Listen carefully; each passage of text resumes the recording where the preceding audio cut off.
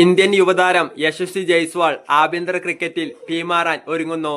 Under-19 കാലം മുതൽ മുംബൈ ടീമിനു വേണ്ടി കളിക്കുന്ന താരം അടുത്ത സീസൺ മുതൽ ഗോവയിലേക്ക് മാറാൻ താൽപര്യം പ്രകടിപ്പിച്ചുവെന്നാണ് വിവരം. അതിന്റെ ഭാഗമായി Mumbai cricket association no objection certificate ആവശ്യപ്പെട്ട് കത്ത് നൽകി.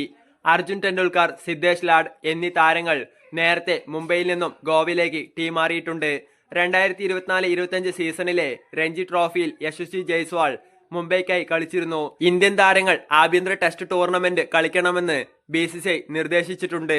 ഗോവ ടീമിലേക്ക് മാറാനുള്ള തീരുമാനം വ്യക്തിപരമെന്നാണ് NOC ആവശ്യപ്പെട്ട് മുംബൈ ക്രിക്കറ്റ് അസോസിയേഷന് നൽകിയ കത്തിൽ യശസ്വി ജയ്സ്വാൾ വ്യക്തമാക്കിയിട്ടുള്ളത്.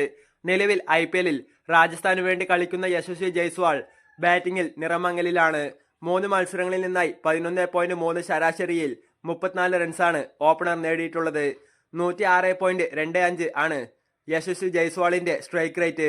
സൺറൈസേഴ്സ് ഹൈദരാബാദിനെതിരെ 1 റൺസും കൊൽക്കത്ത നൈറ്റ് റൈഡേഴ്സിനെതിരെ 29 റൺസുമാണ് താരം നേടിയത്. അവസാന മത്സരത്തിൽ ചെന്നൈക്കെതിരെ 4 റൺസാണ് ജയ്സ്വാളിന്റെ സംഭാവന.